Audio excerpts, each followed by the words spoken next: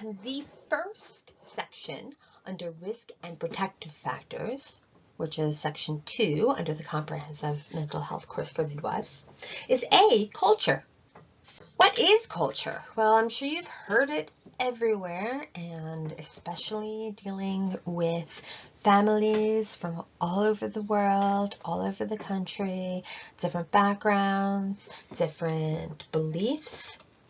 You may understand that culture is the behaviors, the values, and the beliefs shared by a group of people. This includes their dress, their language, religion and customs, foods, laws, codes of manners and behavioral standards, as well as beliefs. Culture plays a very important role in how people from different backgrounds express themselves. It also, which is going to be a factor in mental health, plays an important role on how they seek help and they cope with stress and develop social support. Culture affects every aspect of an individual's life. So, as I said, with mental health, it makes a significant difference if their culture and their beliefs include supportive mental health mindset or negative or stigmatized mental health mindset. Generalizing about a group's culture and customs could lead to stereotyping.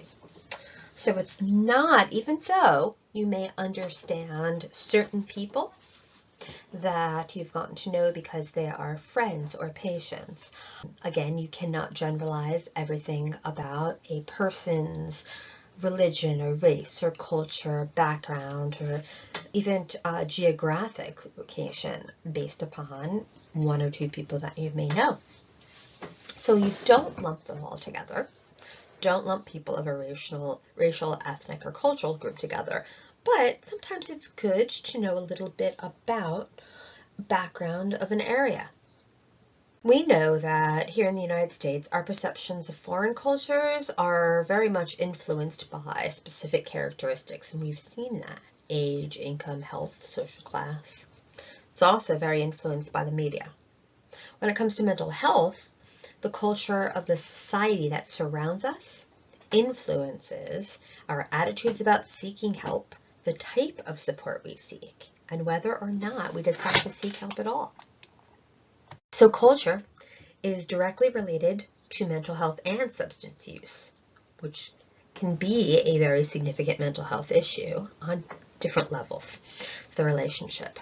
So community members from different ethnic or cultural groups may have a higher risk of mental health problems or substance use problems because they may experience a greater number of stressors, such as discrimination or isolation. Often people from a different ethnic or cultural group that are very small proportion, for example, somebody who is Asian American in a town that does not have a lot of Asian Americans, they may feel as though they are at a higher risk. They may feel as though they have discrimination and isolation, which again can increase the risk for mental health issue. But looking at it on the other side, it can also be a very good source of strength and resilience. It can provide the support to overcome barriers to help people find their pathway to wellness. Sometimes people can reach out to certain groups that they are involved with. For example, their church or their temple. They may reach out to a cultural social group and find that these people that are supporting them in this social group are also the ones that are encouraging them to get help for their depression or to talk to somebody about their suicidal ideations. Culture can impact mental health by stigma. Sometimes there is a lot of stigma surrounding mental health and psychological challenges. They may see that people are weak. They may say that people who reach out for help proves that they can't do it themselves, and that's an issue. So it makes it harder for those people who want to reach out and talk to somebody. Unfortunately, when they try, if they are in a situation or a culture that is considering it a weakness, then they may not be forthcoming and they may not want to reach out for help. Culture can influence how people describe their symptoms as well and how they feel about their symptoms. It can actually affect whether they choose to recognize those symptoms. They may say only the emotional or only the physical. Sometimes they'll say, my stress is giving me a headache. Well, do you feel sad? No, I'm fine. I don't feel sad. I have a headache, because they can focus on the physical. Sometimes they may want to focus on the emotional, not the psychological. Like, I feel sad, but I don't think it's depression. Or, maybe it's the weather, it's just been getting me a little bit down, but I can get over it myself and I'm fine. I don't need to talk to anybody.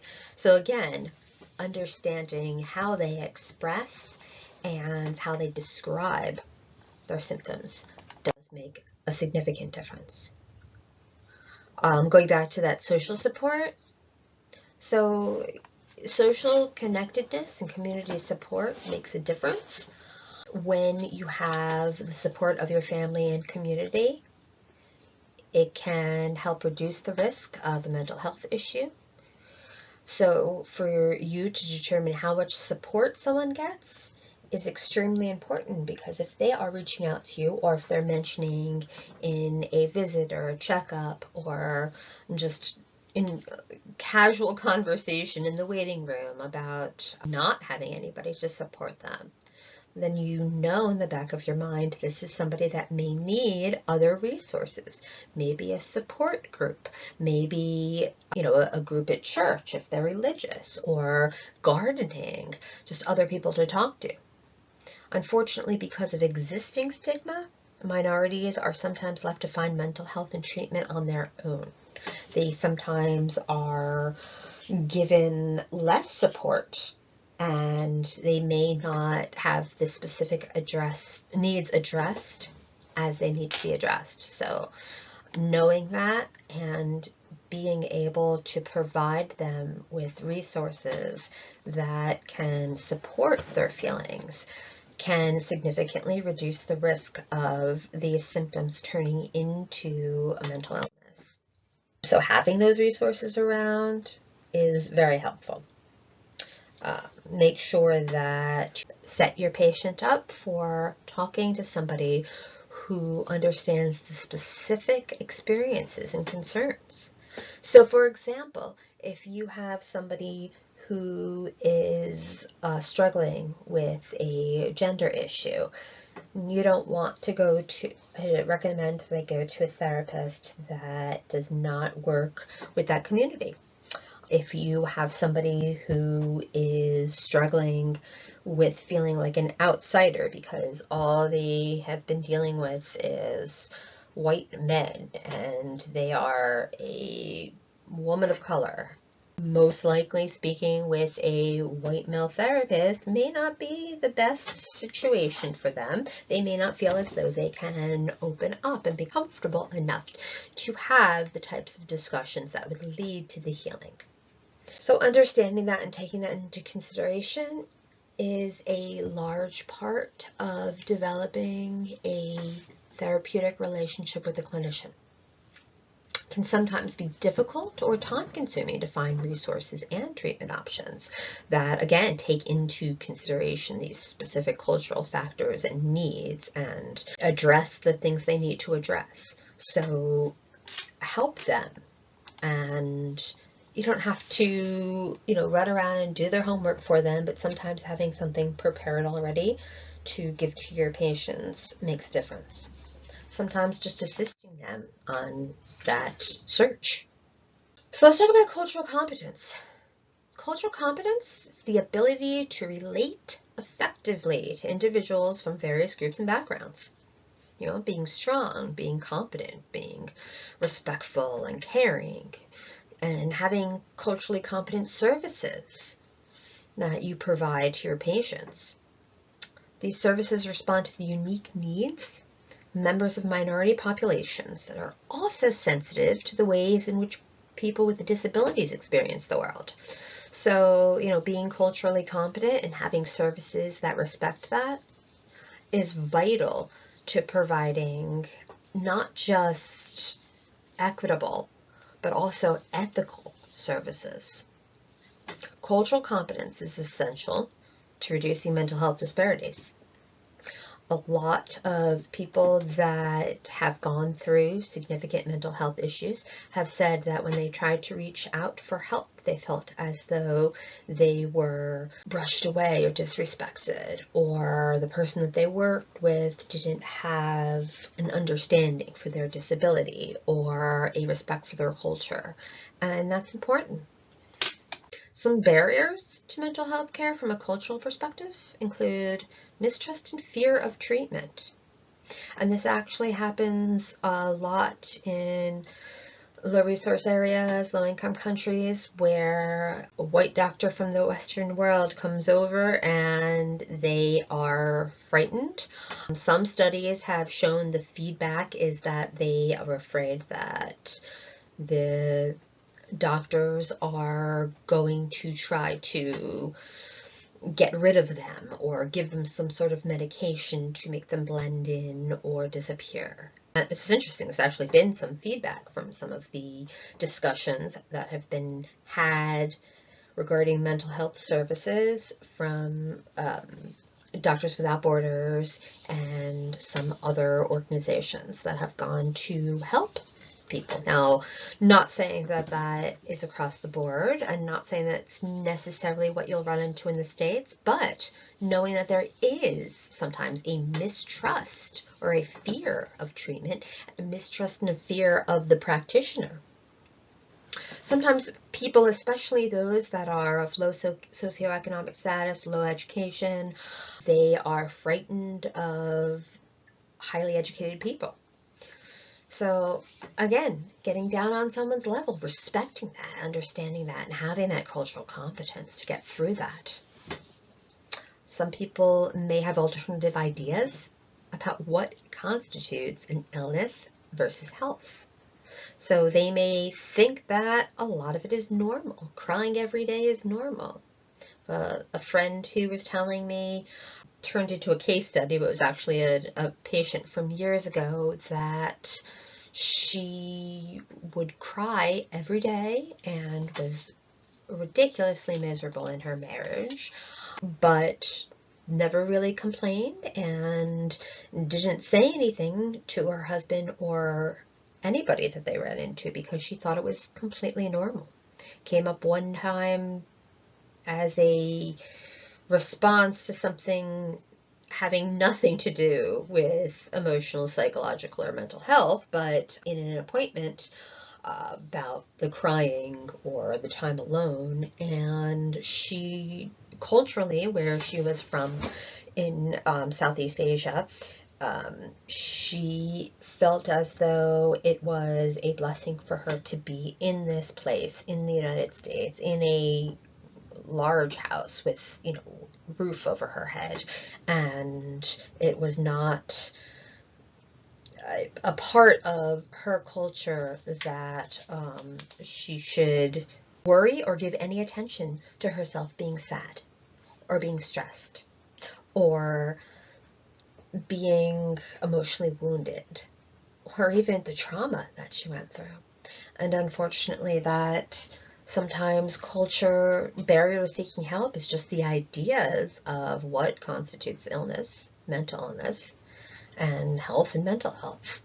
Some of it is the language and ineffective communication. Sometimes people are not comfortable with their own language skills and don't know how to ask. Or even if they do know how to ask, they do not want to talk to a therapist or a doctor because they don't feel comfortable having that conversation. Sometimes there's access issues. That happens a lot, especially with low-income families, lower SES. They have inadequate insurance coverage. They have transportation issues, no way to get to a doctor or get to a therapist. They're far away, they don't have a car, this route doesn't go that way. Unfortunately, that can cause a lot of issues. And then lack of childcare is a big one, because especially individuals that have young children, you can't really bring a 2-year-old to your therapy visit. And not having that childcare, unfortunately, becomes a barrier to getting that mental health care and getting that mental health treatment. And then finally, lack of diversity in the mental health workforce was one of the things that I had mentioned earlier about the example of a woman of color, who may not necessarily be from this country and has a distrust of white males. You don't want to send them to a counselor that is what they're scared of. And sometimes it's not even fear. It's, I really, I have a lot of issues that I'm experiencing from my youth in India, and I don't want to talk to somebody who doesn't really get that. Sometimes, they want to connect with somebody who understands the fact that they were in an arranged marriage and, did not plan on having children and were kind of talked into it. Or, maybe they feel like they are oppressed and want to speak with a counselor or therapist that understands where they're coming from and, doesn't have or didn't have the privilege of the majority of mental health workers that they've talked to previously. So it can come from any perspective. So you'll see that every person's experience in their personal journey to recover from mental health illness is different. Everybody's unique. And it could be multiple people from the same cultural background that have a completely different experience when dealing with mental health providers or cultural stigma. It could be people from different parts of the world that may be dealing with the same stigma. Understanding the societal and cultural influences what they play in mental health is the first step to avoiding harmful misunderstandings and removing obstacles and encouraging people of all cultures the access to the care that they need. Because without that understanding, you're not going to be able to offer them what they need. You won't always be able to remove those obstacles or encourage them to seek care. Once you understand where they're coming from and have that respect so they feel comfortable building that rapport with you, then you will be able to help build that bridge. So another thing that might be extremely helpful, especially if you end up working with families from many different cultures, is having a good understanding of the specific norms, stigmas, and beliefs of some cultures. Now, like mentioned in a previous slide, don't assume that because some people of a certain culture believe one thing that everybody does. But being prepared and understanding can significantly help prepare you for dealing with certain cultures, certain ethnic beliefs, and focuses and stigmas. For example, interestingly, I learned when I was getting my medical degree in indigenous medicine that a lot of American Indian tribes only stigmatize certain mental health illnesses, not all of them. There are some tribes that stigmatize all mental health illnesses and think that anything having to do with depression or anxiety is an issue and a problem. But so again, not assuming that since your client may be an American Indian, Native American, that they don't want to talk about any mental health. Don't assume, but be prepared. So knowing that, some tribes may feel uncomfortable, may feel that certain mental health issues are a big no-no and whispered hush, and other things can be discussed. Asia, for example, there are many cultures that there are many cultures in Asia that value a conformity to norms and emotional self-control, as well as family recognition through achievement. So if you have a mental illness, it is looked at as shameful to them, shameful to the family, and they should learn to not express it because of the shame that it brings to them and the family. And again, a cultural norm does not apply to everybody who is from that area, but having an understanding of this may help you better reach your client, may help you better understand your patient and her family. And it can also help prepare you for something that may come up during labor that you didn't know about previously, or it could be a threat to or a risk to postpartum depression because the help that they are receiving is from their family and they do not want to express the emotional weakness or mental health issues that they're feeling because of a source of shame. So knowing that and being prepared can absolutely help bridge that way to help lead them on a path to healing. In summary, cultural, family, and religious teachings often influence the beliefs and the origins and the nature of mental illness and how to address the issues. Sometimes they can be very helpful and very supportive, and other times they can help to promote the stigma and push people back in the closet. And so a knowledge of this and an understanding of whether it's supportive or stigma and discriminatory can either help or prevent the individuals from getting help. And so understanding where they're coming from can give you a pathway to reach out to them, to explain that you're there to support them in a culturally sensitive way, to understand what the risks and the struggles are, and to be able to reduce those risks with protective factors and increase their access to the usage of mental health care services, resources, and support.